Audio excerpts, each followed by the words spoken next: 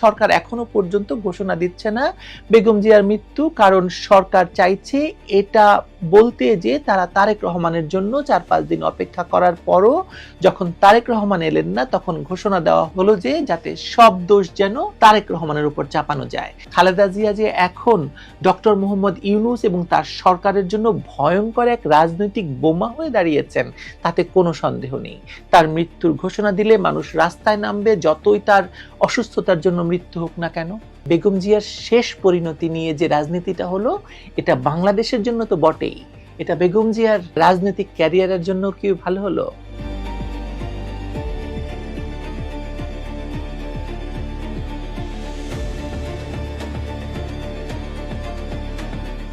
একটা বিজ্ঞপ্তি দেওয়া হয়েছে প্রধান উপদেষ্টার অফিসিয়াল ফেসবুক পেজ থেকে।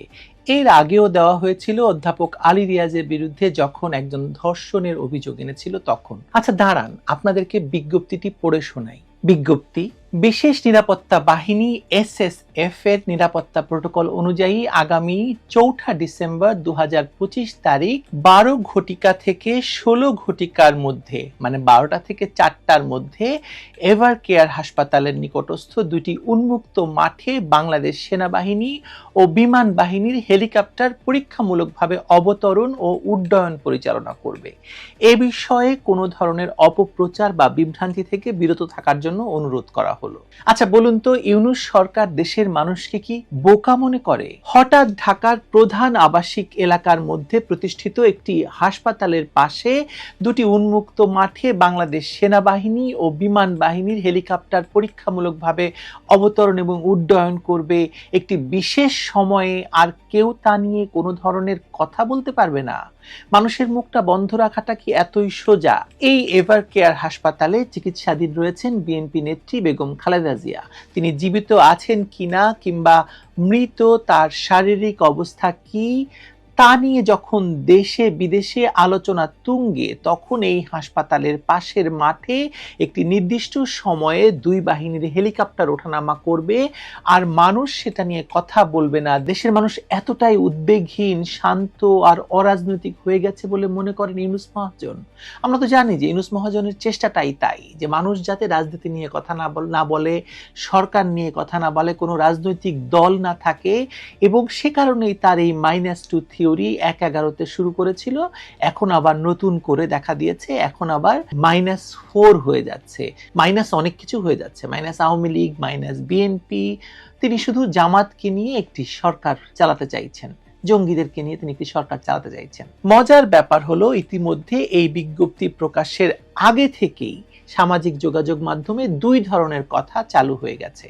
প্রথম কথা হলো, অনেকে বলছেন যে আগামীকাল 4 ডিসেম্বর দুপুর 12টা থেকে বিকেল 4টার মধ্যে তারেক রহমান দেশে ফিরে তার মৃত্যু পথযাত্রী মাকে দেখে আবার ফিরে যাবেন, কিংবা তিনি এসে ঘোষণা দিয়ে যাবেন যে তার মা আর জীবিত নেই। ওদিকে বিএনপি নেতা মেজর অবসরপ্রাপ্ত আখতারুজ্জামানের দাবি যে বেগম জিয়া হয়তো ইতিমধ্যে মৃত্যুবরণ করেছেন, এবং যেহেতু বেগম জিয়া মারা গেলে তার প্রতিক্রিয়া হবে ভয়ঙ্কর, সেহেতু সরকার তার মৃত্যুর ঘোষণা দিচ্ছে না, অপেক্ষা করা হচ্ছে তারেক রহমানের জন্য, যাতে তারেক রহমান এসে ঘোষণা দেন। তাতে সরকারের ওপর থেকে দায় কমে যাবে, বা সরকার বলতে পারবে আমরা তো 4-5 দিন অপেক্ষা করেছি তারেক রহমানের জন্য, তিনি তো আর আসেননি।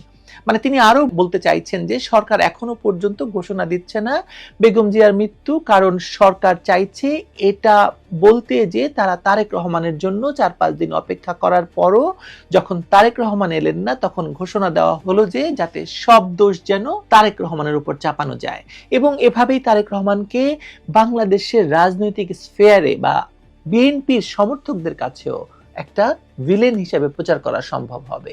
এক ঢিলে বহু পাখি মারার চেষ্টা হচ্ছে, এটা এক ধরনের বক্তব্য। যা কিছুই হোক, দুঃখজনক হলো যে দেশের একাধিকবারের নির্বাচিত প্রধানমন্ত্রী এবং একটি বৃহৎ দলের নেতা, তার শেষ পরিণতিটাও অত্যন্ত রাজনৈতিক করে ফেললো এই ইউনূস সরকার, এবং অত্যন্ত ফিসিয়ে কতগুলো ব্যাপার করে ফেললো তার এই শেষ যাত্রাকে।